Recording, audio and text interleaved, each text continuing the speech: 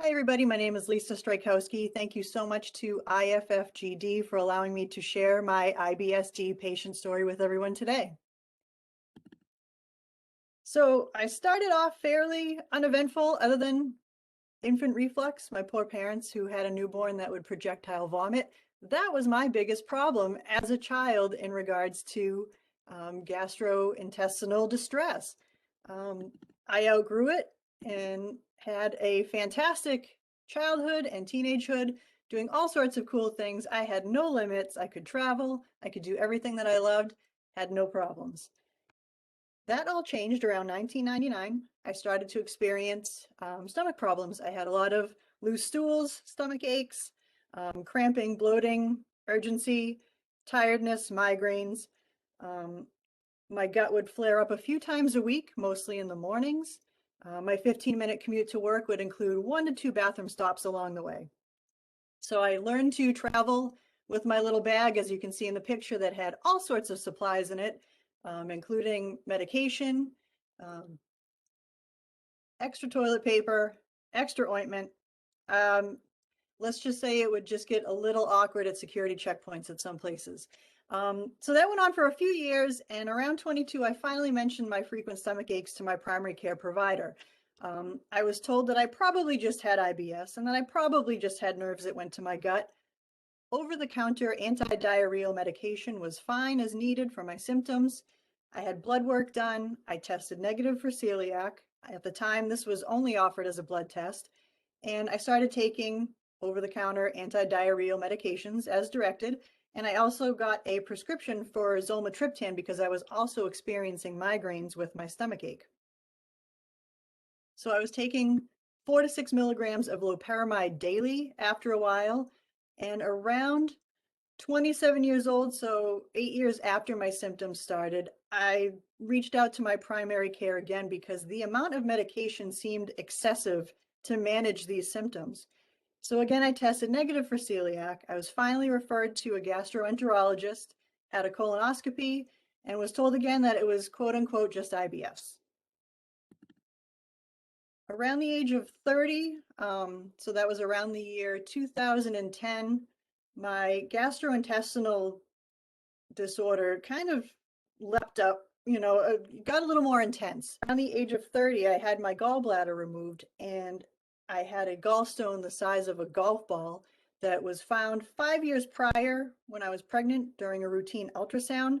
It had flared up. I had my gallbladder removed, and that actually took away so much of the pain that I was experiencing because of where it was radiating. It was just assumed it was part of my IBS symptoms. So that felt so much better. I was still taking loperamide daily, and when I was around 32, I actually had a really bad case of acid reflux. And when I went to see the ENT that I was referred to, he looked at my chart and he was the first medical professional to suggest that based on my symptoms and medication, I had either a food allergy or sensitivity. I visited with an allergist and they were the first to suggest that even with a negative blood test for celiac, I could still have a sensitivity to gluten. And they suggested that I give it up for a little while, which I did. My gut health improved tremendously. I no longer had migraines, so I didn't need the zolmitriptan anymore. However, I did keep the loperamide on hand for those occasional IBS flare-ups.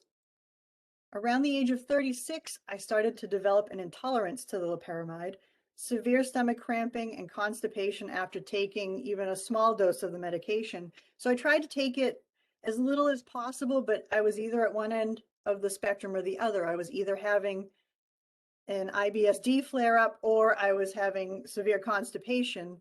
And either way, it just was not working out.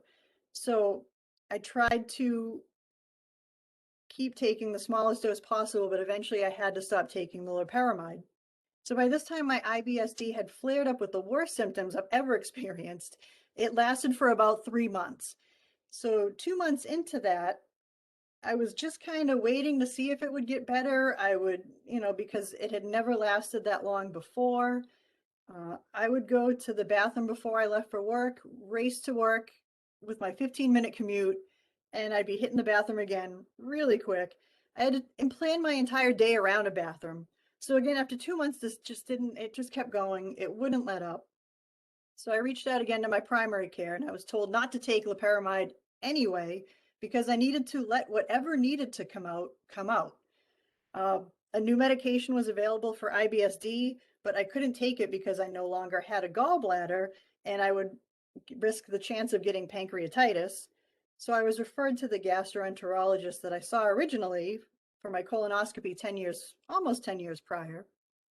And I was prescribed amitriptyline, which is originally an antidepressant, but because they were starting to see that maybe there was a brain-gut connection, a brain-gut misfire, that this would actually help, and it did. It helped tremendously at first, but eventually I started getting panic attacks from the medication.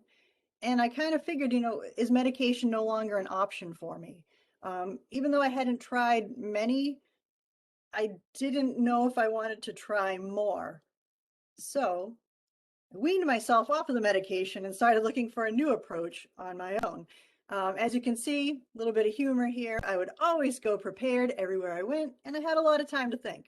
So I thought back to when I gave up gluten and I felt better, and I thought maybe I should start looking at what's causing the symptoms and stop looking at treatments.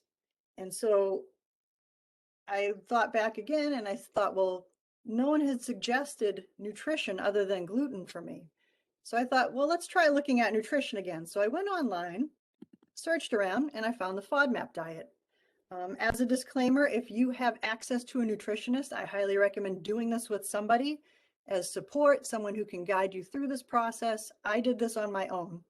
I eliminated all of these foods from my diet, reintroduced them a little at a time, logged all of my food choices, my reactions, and I found that I had additional food sensitivities. So in addition to the non-celiac gluten sensitivity, which I have to avoid wheat, rye, and barley, I could also no longer eat legumes. Beans, chickpeas, lentils, cashews, and peanuts were now off the list. Anything made from legumes, including peanut butter and hummus, and also peanut oil. Again, I do recommend working with a nutritionist because I did find that while these foods were triggers, I didn't consider products made from them as well. So they can help guide you through that process. I also had to now avoid raw apples and pears as well as corn kernels. So moving ahead, before and after FODMAP, I started FODMAP on April 5th of 2017. A year and a half later, after following FODMAP restrictions, adding intermittent fasting to my diet, and focusing on a diet with high protein, low carbs, and good fats, July of 2018, I was doing my first fitness shoot. Please do not be, it's a bit of an illusion here. I did intermittent fast the day before. And again, as you can see, some days, May of 2018, I was, nice flat stomach.